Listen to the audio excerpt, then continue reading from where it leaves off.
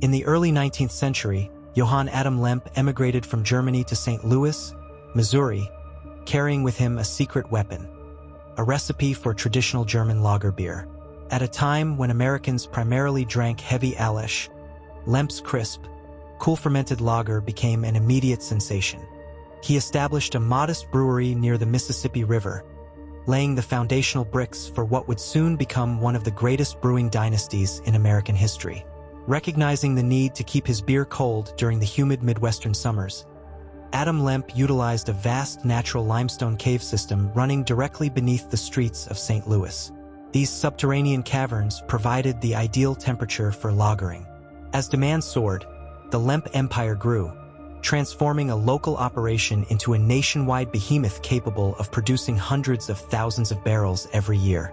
When Adam Lemp passed away in 1862, his son, William H. Lemp Sr., took the reins and elevated the empire to astronomical heights. In 1868, William purchased a grand 33-room Victorian mansion situated directly above the underground cave network.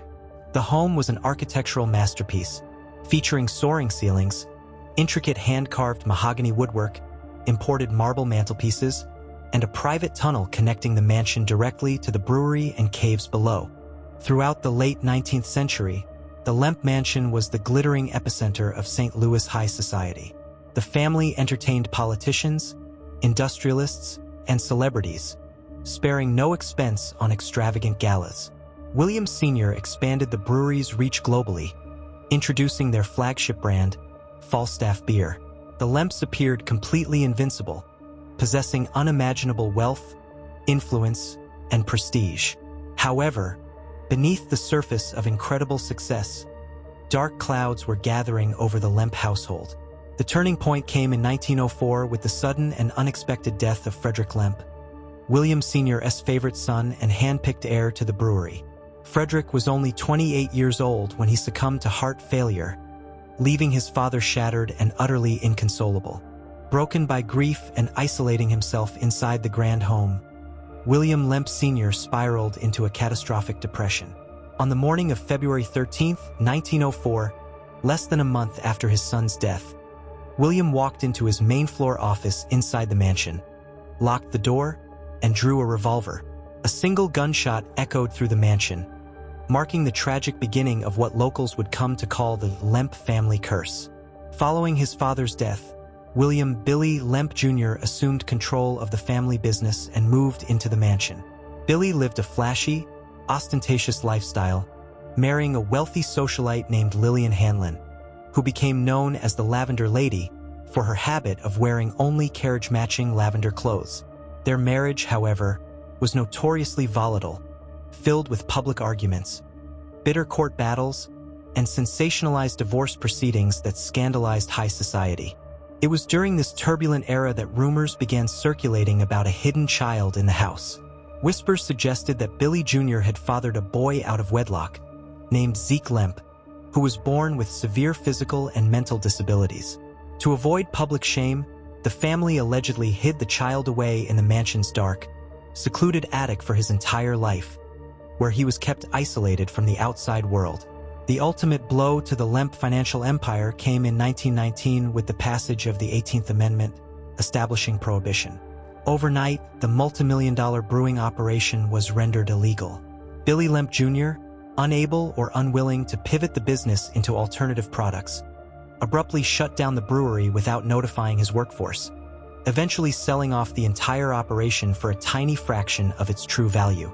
The loss of his legacy, combined with personal humiliation and mounting financial ruin, pushed Billy Jr. past his breaking point. On December 29, 1922, sitting in the exact same office where his father had taken his own life 18 years earlier, Billy placed a pistol to his chest and pulled the trigger. The tragedy shook the city once again, cementing the mansion's reputation as a house of doom. The tragedy, however, was far from over for the remaining siblings. Elsa Lemp Wright, the youngest daughter of William Sr., had been suffering through a deeply unhappy, abusive marriage. On March 20, 1920, 2 years before her brother Billy's suicide, Elsa shot herself in the heart while lying in bed at her nearby home, becoming the third member of the immediate family to end her own life. Following Billy's death, his eccentric brother, Charles Lemp, took up residence in the deteriorating mansion. Charles was an intensely private bachelor who became increasingly paranoid and reclusive as the years went on. He lived in near-total isolation inside the crumbling 33-room structure, accompanied only by his loyal dog and 2 servants, rarely allowing anyone from the outside world to cross the threshold. On May 10, 1949, the curse claimed its 4th victim in terrifying fashion. Charles Lemp, then 77 years old, shot his beloved dog in the basement before walking up to his second-floor bedroom and shooting himself in the head.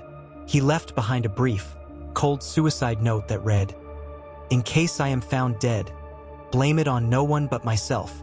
The final chapter of the original family line closed with Edwin Lemp, the last surviving son, who had wisely left the family business early to live quietly on an estate in Kirkwood, Missouri. Before dying of natural causes in 1970 at the age of 90, Edwin gave strict orders that his personal papers, family artwork, and historical heirlooms be systematically burned upon his death, wishing to erase the painful legacy entirely. Left vacant and decaying, the Lemp mansion was briefly converted into a rundown boarding house during the mid-20th century, where tenants first reported bizarre, unexplainable encounters. In 1975, the Pointer family purchased the dilapidated structure with plans to restore it. During extensive renovations, workers reported chilling supernatural events that made it difficult to keep construction crews on site. Today, the mansion operates as a historic inn, restaurant, and event venue, widely considered one of the most haunted places in America. Guests and visitors frequently report seeing the apparition of the Monkey Boy, believed to be the ghost of Zeke, peering down from the small attic windows or playing with marbles in the upper hallways late at night. Strange occurrences are especially prominent in the basement caves and the main floor office space where 2 of the suicides occurred. Staff and patrons frequently describe sudden, unnatural temperature drops, the sound of disembodied footsteps echoing down empty corridors, heavy doors slamming shut on their own, and glasses mysteriously sliding off tables and shattering on the floor. Whether viewed through the lens of tragic history or supernatural phenomenon, the Lemp Mansion remains a haunting symbol of America's Gilded Age. The Grand Victorian Estate stands today as a testament to a family that achieved the pinnacle of wealth and power, only to be systematically consumed by grief, madness, and an inescapable legacy of horror. The Lemp Mansion in St. Louis, Missouri, stands as both a magnificent testament to Gilded Age architecture and one of America's most famous haunted historical landmarks. Today, the restored 33-room estate operates as a popular bed and breakfast, restaurant, and event venue, widely celebrated for its rich history, unique atmosphere, and exceptional hospitality. Overall, visitors and guests praise the mansion for its stunningly preserved Victorian details, such as intricate hand-carved mahogany mantels, grand staircases, and hand-painted parlor ceilings, blended with a captivating legacy of tragedy and paranormal folklore. Whether viewed as a romantic, historic gathering spot or a thrilling destination for ghost tours and mystery dinners, the property delivers a uniquely memorable experience that bridges 19th-century luxury with enduring American legend. What truly elevates the Lemp Mansion from a standard historical site into a captivating cultural icon is the seamless blend of architectural magnificence and chilling, authentic American folklore. Wandering through its dimly lit corridors or sitting down for dinner in its grand dining room offers a rare, immersive experience. It feels as though you are stepping straight into the pages of a 19th-century Gothic novel. Every creaking floorboard, towering stained glass window, and ornate fireplace seems to whisper tales of unimaginable wealth, ambition, and tragic loss. While the tragic history of the Lemp family endows the estate with an undeniable air of mystery and haunting suspense, the house is far from welcoming only thrill seekers. The current management and staff have cultivated a warm, inviting atmosphere that balances respect for the home's somber history with top-tier hospitality, serving delicious meals and hosting engaging murder mystery dinners. Whether you visit as a history enthusiast appreciating Gilded Age craftsmanship, a paranormal researcher seeking unexplained phenomena, or simply a traveler looking for a memorable night's stay, The Lemp mansion leaves an indelible mark as a hauntingly beautiful monument to St. Louis's storied past.